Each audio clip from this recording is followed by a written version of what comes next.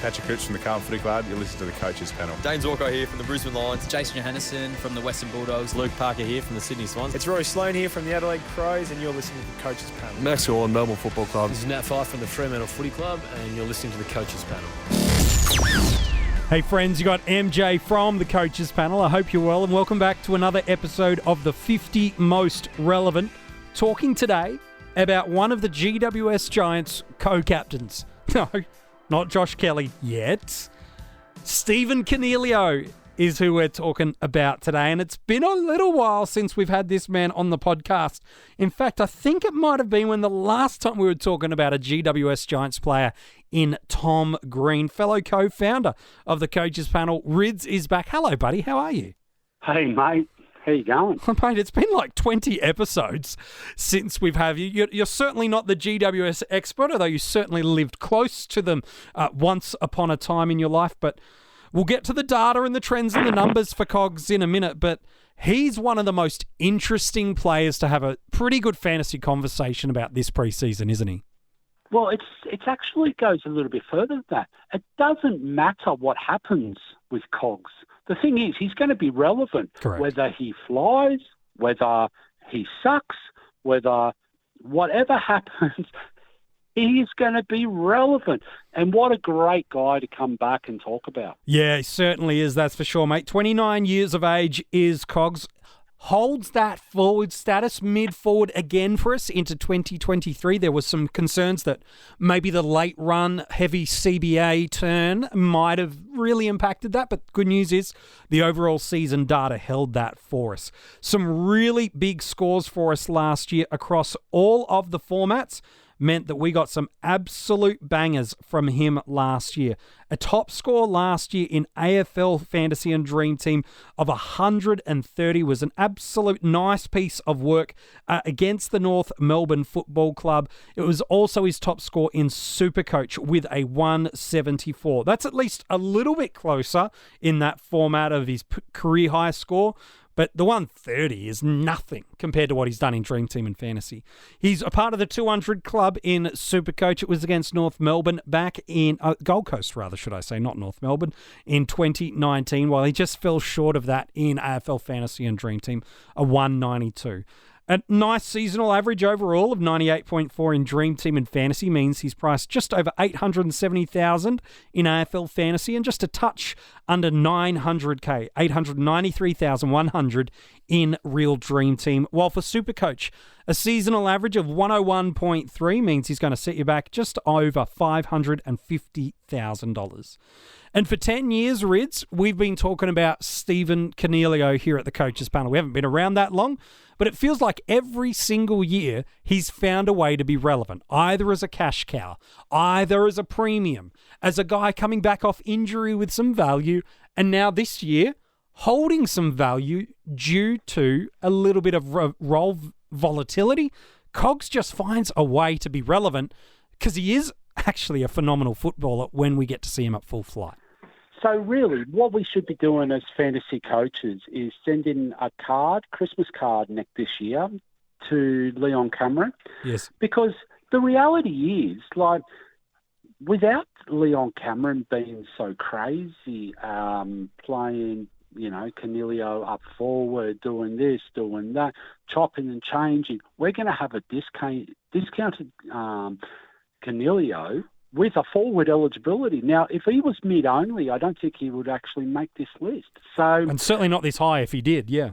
Yeah, so I mean, wowee, and some of those scores last year when, what's his face? McVeigh, that's the guy I couldn't remember, came into charge, and gave him that inside mid role that we sort of always knew was his best position.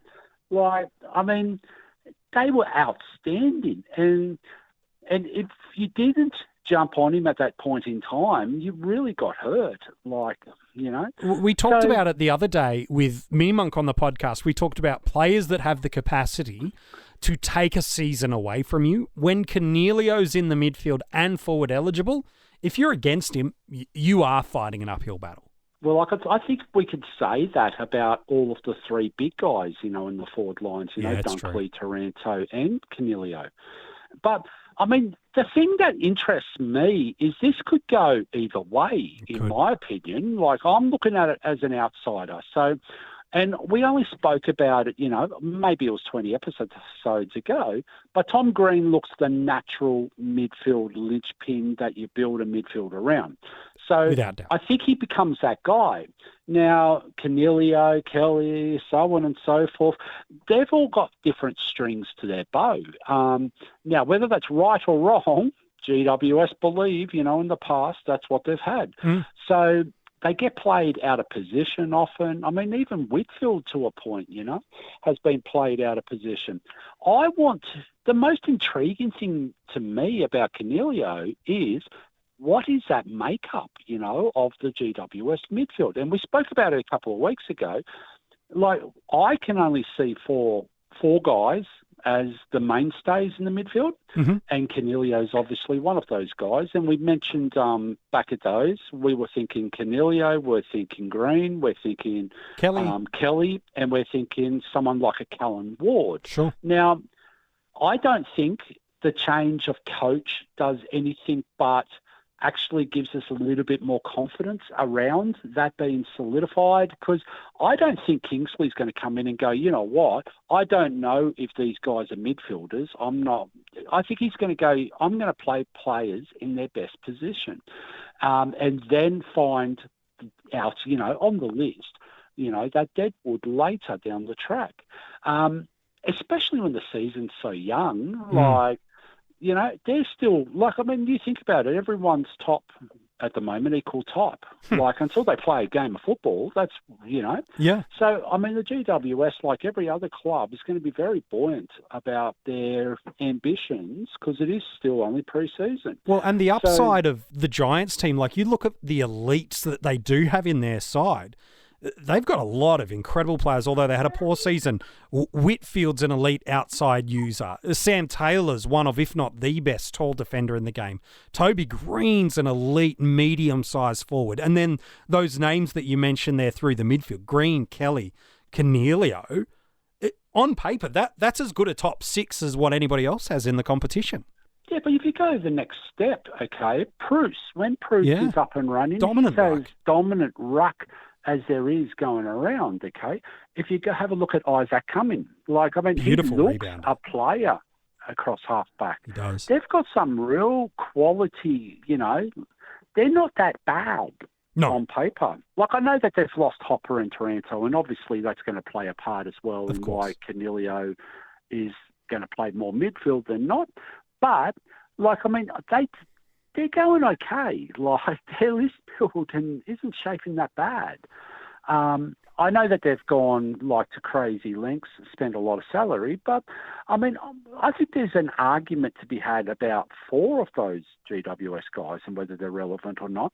But until we see it in real life, and this is why we were just chatting about this just earlier, mate. Yeah.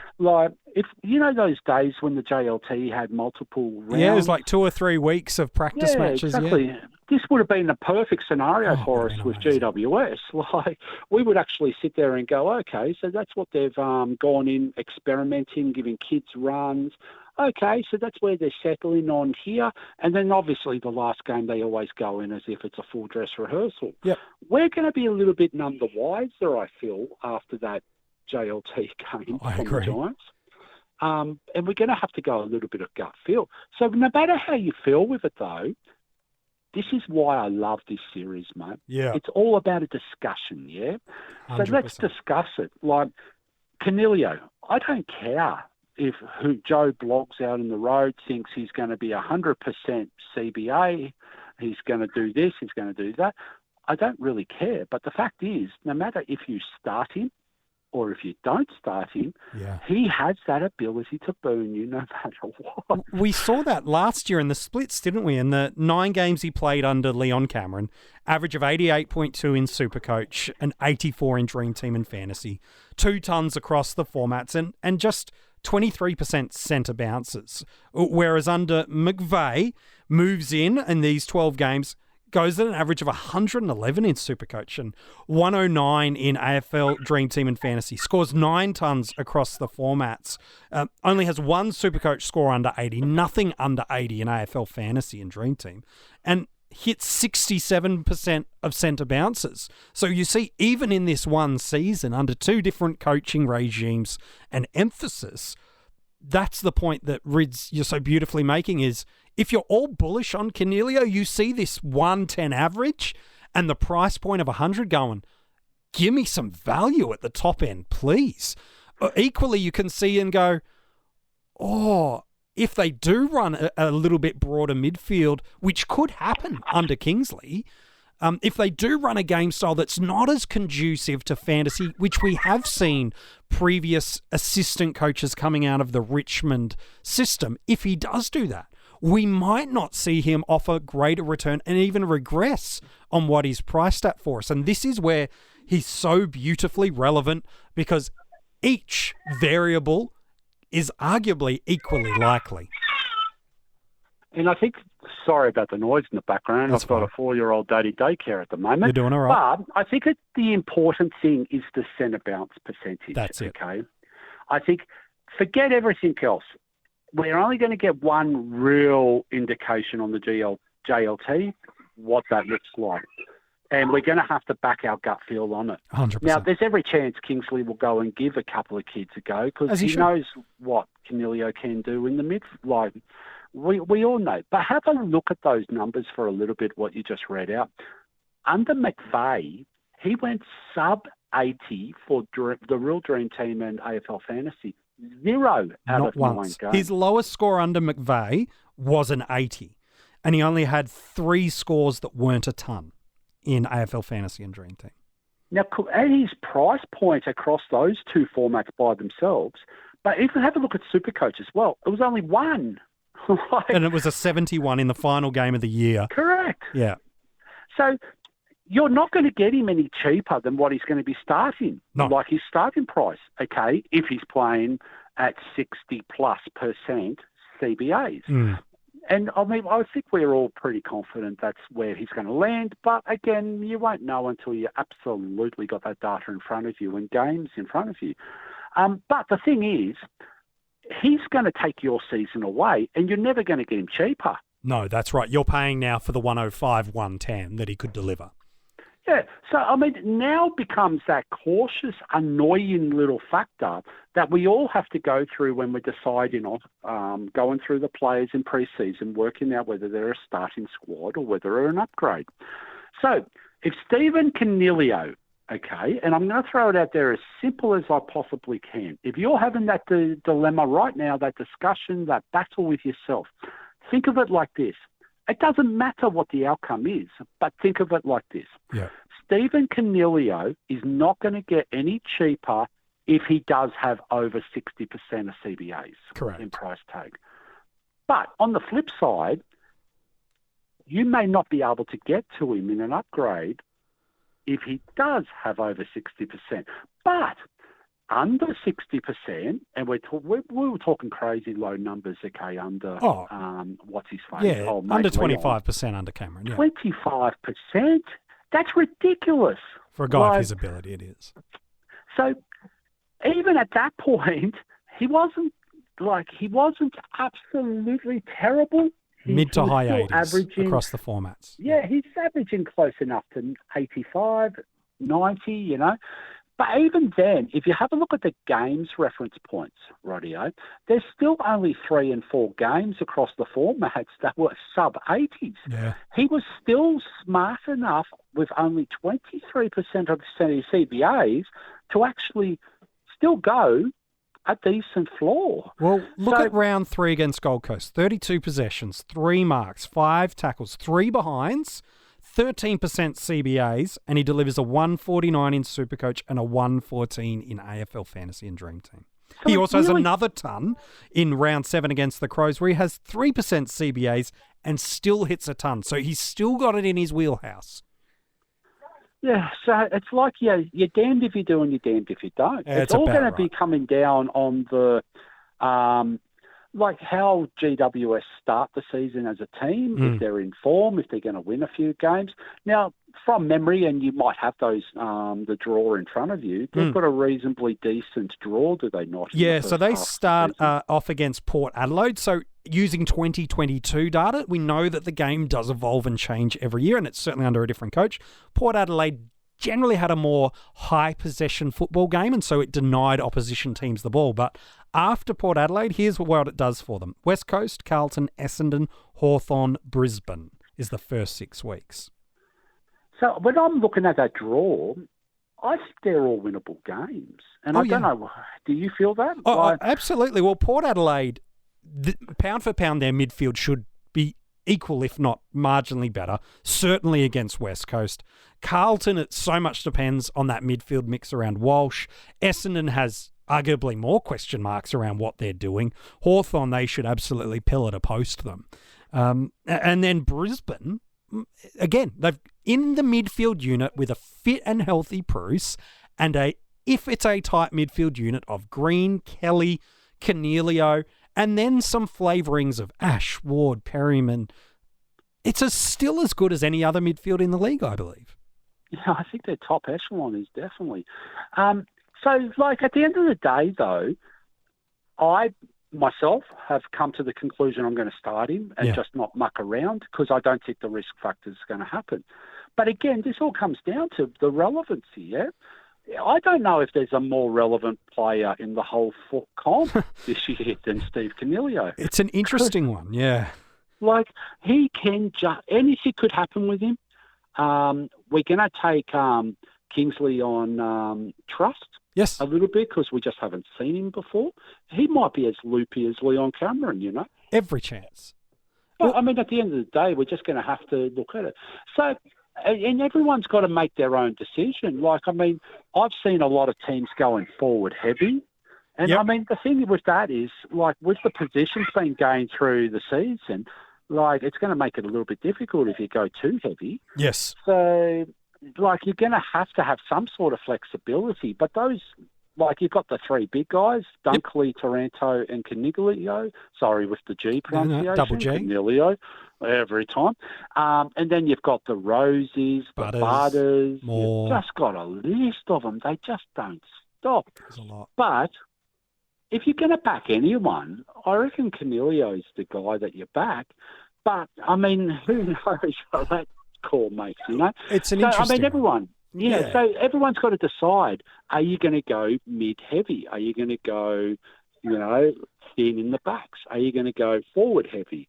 What rucks are there to pick from? Like, I mean, who knows where that ends up? Because, like, we've already seen them fall out of trees. Yeah, well, that's exactly right. The structure will inform a lot of what we do, and part of that's based on value. Part of that's also based on the cows that we have available to us. I look at Cogs in a couple of lights. One, I think most people would believe that Josh Dunkley will be the number 1 forward in most people's eyes within the community. He already is based on averages and points from last year. If he picks up any more midfield time at Brisbane, which is certainly the popular narrative in the community at this stage, many have Dunkley at number 1. But who could compete with that spot at number 1 of the current known forwards? Coniglio could. He's one of the few guys that doesn't just have runs of weeks and months of 110 plus, but he's had seasons touching right on the edge of that. So Cogs is one of the few guys that, if you believe Dunkley is clear and supreme forward, Cogs is one of the few guys that could be able to get to him. 35% of Dream Team coaches, as of today that you're listening to this, 35% of Dream Team coaches, 34% of AFL Fantasy, and 21% of SuperCoach owners believe a pretty similar narrative that Cogs, if he's not number 1, he's going to be right at the top of the tree. But I also see the other point that Rids has raised, which is, man, we do have so many great top-end premiums. And there is an element of unknown heading into this season around GWS, not just the midfield mix, but the midfield game style and what the Giants are trying to do. And so because we do have some good other top-end premiums, and we do have an element of unknown, coaches can see that and go, I'm banking on what I know. And so I'm going to choose to go some more variables. If it means I pay up a little bit extra for him, so be it. And back to that point we've made a few times throughout this episode. That's what makes talking about Cogs so good, because you can look at the data, you can look at the narrative, you can look at the variables, and equally viable, you can look to the decision of start and upgrade and feel valid in how you got there. But is there a world, okay, and this is where I'm going to lean to a little bit, is there a world that teams just can't trade into him? Yeah. If he gets that big, it's going to be too hard to, yes. Yeah, it's going to be very difficult because, at the moment, people are already a bit concerned about that, bottom rookie depth that's coming through that's actually looking likely to make decent money. But, I mean, at the end of the day, though, you've got to work out, we're talking about, there's possibly, and I mean, again, correct me if I'm wrong, but I reckon there's at least 3 forwards that could go anywhere, push into 120 across the format. With some luck, absolutely, depending on the format you play, yes. Yeah, so, I mean, these guys are going to take your season away if you're not careful. Yeah. But on the flip side, if you start too many of them, they're likely to take your season away the other way if they don't get those plum rolls, yeah? Yeah. But at least with, say, we've got question marks over all 3 to a point. Yeah. But with Cogs, at least he didn't change clubs. The other 2 guys changed clubs. Yeah, correct. So people might be sitting there and they might be using, I would like to call it fake gold info. Yeah, counterfeit. Because the reality of the situation is, whilst they've moved clubs, Dunkley and everyone else, all 3 have had a change of coach. So Correct. Isn't the same logic should be applied to all 3? And there are question marks. If you're going to apply it to one, why aren't you applying it to the other 3 too? Yeah, I think it's... To all 3. So anyways, that's just my 2 cents. Okay? No, I think it's a beautiful piece of logic as we turn to wrap up this episode and look at him at drafting. I am fascinated to see, as I wrote this article, I tossed and turned on Cogs. Do I want him? Do I not? Who do I fade in to my top forward premiums if it's him? Who is it not? If I don't have him, how the heck do I get him? It's fascinating, and I'm very interested to watch this GWS side in preseason and listen clearly to what is the narrative coming out of Adam Kingsley. Let's talk about draft and where he goes, Rids. There's a very popular narrative, which again I don't think is necessarily wrong, but that is Josh Dunkley is the first forward off the board, and in some people's eyes, he's the clear number 1 forward on draft day. Some will have Cogs ranked number 2 right behind him. Others will fade him a little bit and maybe have him in 3, 4, and 5. Either way, he's an F1 and one of the first handful of forwards off the board on draft day. So my question to you is, where does he go, and does it change depending on the scoring format you're playing in? So I actually think the 3 big forwards this year should almost be your first 3 picked in a draft. Wow. Only because they could actually be the number 1 averaging player, let alone forward, in the whole comp. So if you're getting an M1 that you can play as your F1... That's a huge win. That's a massive win all day, is it not? Yeah. Now, and if you're using the logic, and this is where I'm saying, it seems like popular opinion is Dunkley's the first pick number overall. 1. Sure. Okay, which is great. But if whatever logic you're using with that, I think has to be applied to Cogs and Taranto. But, I mean, obviously SuperCoach is a little bit different because Dunkley's just a SuperCoach B. Yeah, sure. But the other 2, across AF and DT, that scoring format, all 3 have the same logic, I think. Definitely agree with that. I can see coaches very comfortably taking him at points in the first round. Again, so much of your drafting is variable on how many coaches you have, how many spots you have on field. Those are some of the big knowns and unknowns in everything. But I can see people happily taking him in the first round because they want that big forward because the premiums do slide away. I can also see coaches getting him on the turn in the second. And I can't see that. Well, there's no way, yeah. It just depends how much people... If they're playing with captains on, if they like the Steels, the McRaes, the Mills. I'm not saying what's right or wrong, Rids. Well, I'm just saying how it can let's think happen. through this, though, okay? Yes, please. And I agree. I know what you're saying. Thank you. But the fact is, I think you're kidding yourself if you think he's going to slide into the second round. It'll be very early second at best. Every single player, midfielder, this year seems to have question marks, yeah? Yes. And you think about the guys that could potentially, be the guys, still question marks. Like, he's coming off a season that's, neither here or there. He's got a new coach who's totally different. If you have a look at, even go a step further, like someone like Took always looks a beast in pre-season. So I think you just take that with a grain of salt. McRae, how many mouths are there to feed in that Bulldogs team? I just think, the one thing in life that you can actually bank on is Cogs as your number one forward with 23% of CBAs. 23, I'm saying, can average you mid-80s. Yeah, correct. And still have 100 potential on any given day. Yep. But any more than that, you're looking, the sky's the limit for his average. So that's where I'm playing at with the drafts. I just think if you're going to plan to have Cogs, you want to have one of the first 6 to 10 picks in that draft, and you might be able to see if he slides through to you. But if you're thinking second round, you're kidding yourself. Well, the only way I think you get him in the second round with confidence is if you're on the turn and you're going, I know I'm going to get him here. You're at pick 10, you go pick 10 and 11, and you can get him on the return. I agree. I think if he's not gone in the first 15 selections of a draft, let alone in the conversation of the top 10, just because of how narrow the forward premiums are and how big his upside could be, not just as a forward, but in conversation of what it means across the board. Whew, he's going to be a real interesting one to look at. Hey, Rids, mate, I reckon you've moved a couple of people's opinions, probably both ways, to be honest, on Coniglio today. So thank you for your fine work. Well, I've been fighting it all year, all pre-season myself. Like, he's in, he's out, he's in, he's out.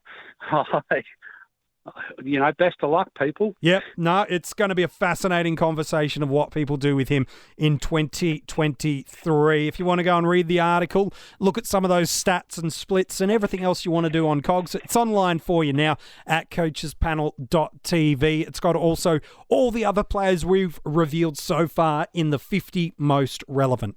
If you're loving these podcasts, leave a nice 5-star rating and review. And our Patreons, they're people that love the Coaches Panel, love the content, and are financial supporters of the Coaches Panel. We just for a couple of bucks a month, it helps us do what we do, putting out content every single day of the preseason podcasts and articles. And just for doing it, we'll also kick you some hidden group access and some extra articles and content as well. Yep, we just don't stop for our Patreons, my friends, that is for sure. All right, we're hitting deep into the 50 most relevant tomorrow. Number 17. He's probably the most talked about player this preseason, without doubt. The moment this player moved clubs, everybody that I know locked him into their side. And understandably so. The guy is a fantasy jet. But is there enough holes that maybe it might not work out for you? Or for those that are choosing to go against this proven fantasy performer, are you just asking for your 2023 season to be a write-off from the beginning? Who's this big-name fantasy player we're talking about? I'll tell you tomorrow in the 50 most relevant.